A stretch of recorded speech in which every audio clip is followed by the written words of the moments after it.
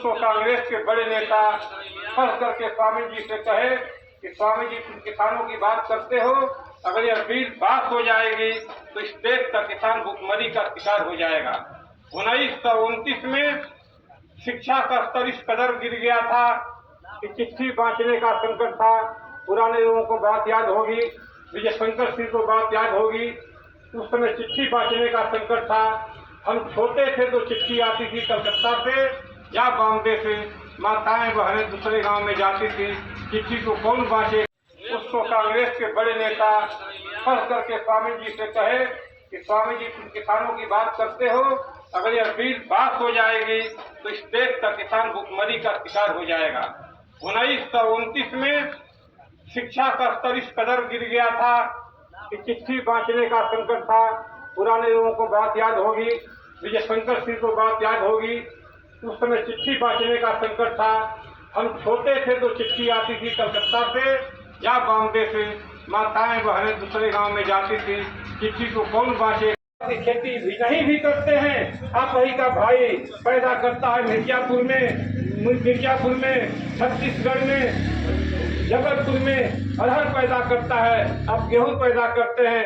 इस समय तो गेहूं की कीमत एमएसपी से ज्यादा मार्केट में मिल रही है, लेकिन 3 साल पहले जब एमएसपी से कम 1700 का गेहूं बेचा जाता था, उसी गेहूं को बड़ा बड़ा फ्लावर मिल वाले खरीदते थे और अपने साफ करके चक्की में आटा बना देते थे, 56 भोग के नाम पर नाम रख देते थे और 46 रुपया किलो, 50 रुपया किलो बेचते थे। कितना बड़ा मुनाफा कमाते थे, आप कल्पना कर दीजिए। किसान को कितना मिला, उद्योगपति कितना कमाया, आप कल्पना करने पर दवा और वृद्धायापन की पेंशन संविधान की गारंटी में होना चाहिए। अगर वो होता है, हम लोग भाजपा विरोधी थोड़े हैं, ना हम भाजपा विरोधी हैं, ना हम सपा विरोधी हैं, ना हम बसपा विरोधी हैं, ना हम भाई का विरोधी है, हम ना दुश्मन का विरोधी है।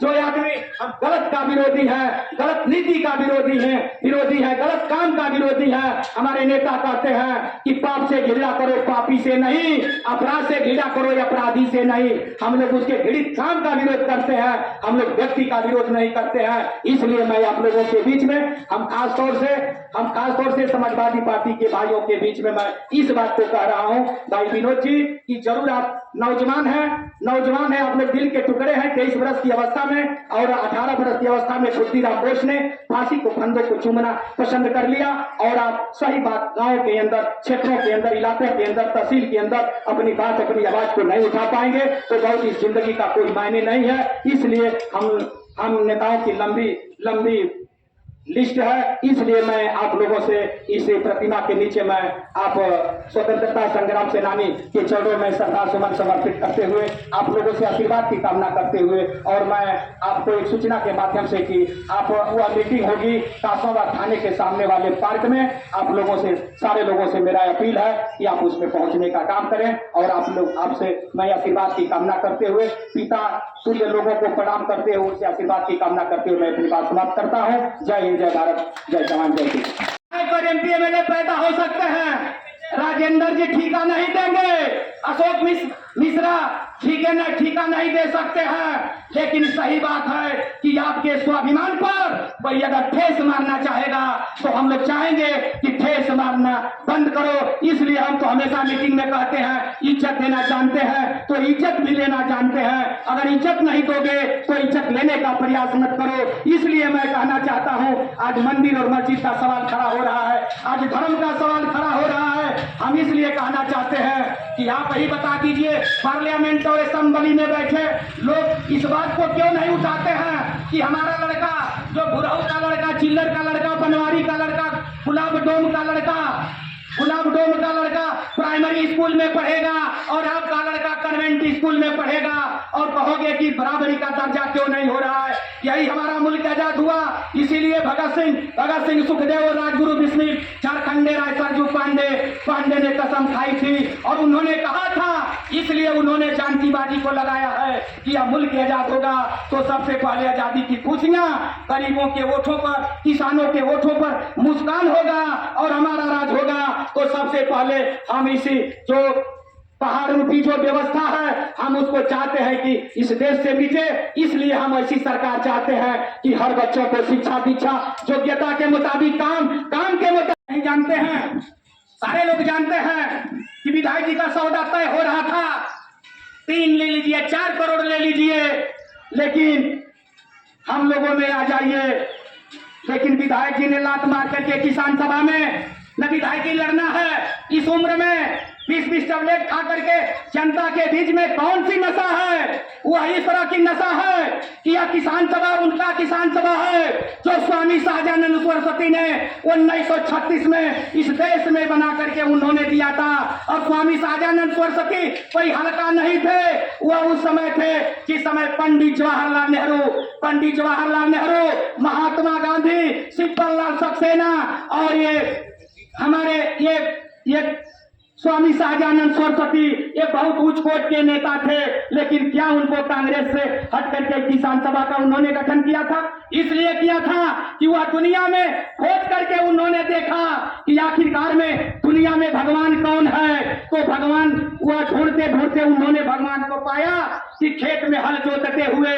इसलिए उन्होंने इस बात को कहा कि भगवान वही है जो सुई से लेकर के हवाई जहाज बना देता है, जो इंसान है जो दूध मलाई मक्खन पैदा कर देता है, जो सारा कपड़ा की व्यवस्था कर देता है। और उन्होंने कहा था कि जो अन्न वस्त्र उपजाएगा सो कानून बनाएगा, भारतवर्ष उसी का होगा, शासन वही चलाएगा। इसलिए हम लोग उनके अनुभक्त बने हुए हैं।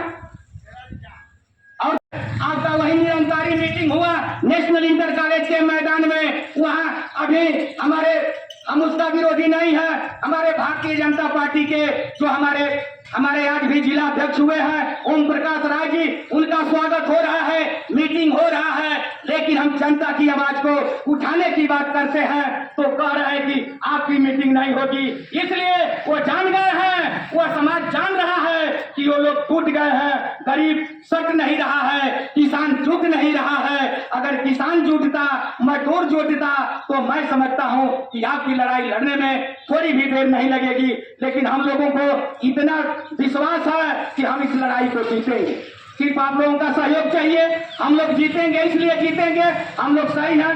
कोई दूसरा भाई विनोद जी, चाहे हमारे चंद्रशेखर चाचा, आप समाजवादी पार्टी में हैं, या मैं आपको इसलिए कह रहा हूं कि आप लोग जरूर इस बात को सोचिए, हम लोगों की हैंडबिल को जरूर पढ़िए आप, और हैंडबिल को पढ़ने के बाद आप अगर सही है तो जरूर उसका आप लोग समर्थन कीजिए। अगर नहीं सही है तो मैं समझता हूं कि अगर इसमें आपको बहुत इसमें बाधाएं हैं तब तो मैं कहूंगा कि बहुत मत आइए। अगर आपसे कोई सस्पेंड करना चाहेगा, दल से निकालना चाहेगा तो आप आने का प्रयास भी मत कीजिए।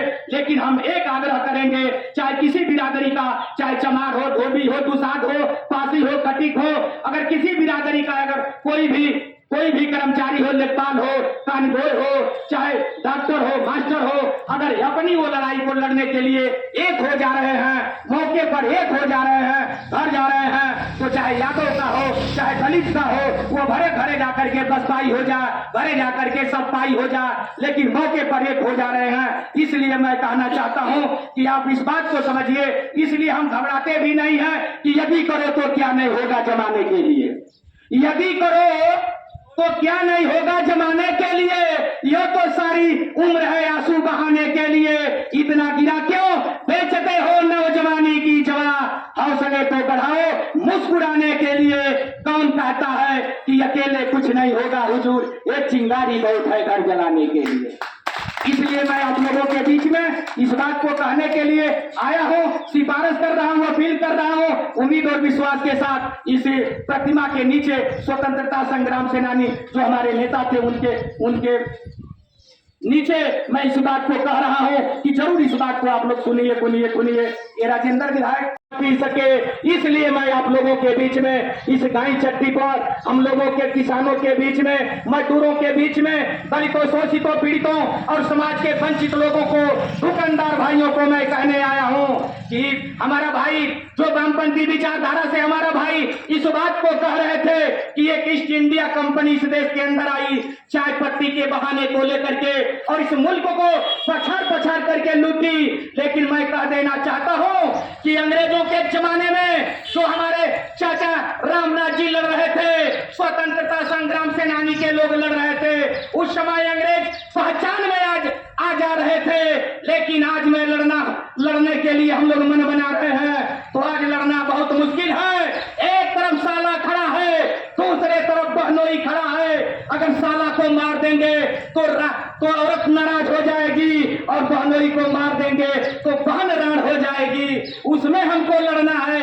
इसलिए मैं आप लोगों के बीच में इस बात को कहने के लिए आया हूं कि हिंदू और मुस्लिम की बात करने वाले, गरीबों की बात न करने वाले, सिख ईसाई की बात करने वाले, इस देश में भगवान ने अगर सबको पैदा किया है, चाहे हिंदू हो, मुसलमान हो, सिख हो, ईसाई हो, ये सारे लोगों ने इस मुल्क को सींचा है, तभी यह मुल्क आजाद हुआ है।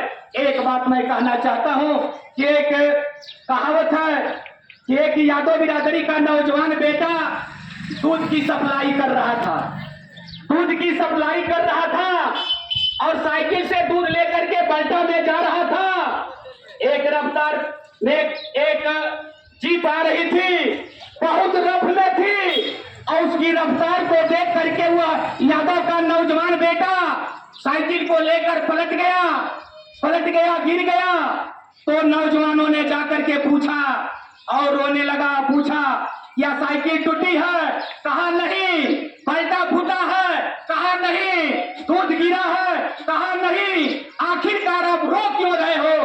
चोट लगी है? कहा नहीं। आखिर आप रो क्यों रहे हो? तो वह जवाब दिया कि जो गाड़ी रफ्तार में जा रही थी उस गाड़ी के पीछे लिखा था फिर मिलेंगे, इसलिए मैं रो रहा हूं। इसलिए यह बात कहने आया हूं कि फिर आप लोगों के बीच में इस निमंत्रण को दे करके जा रहा हूं।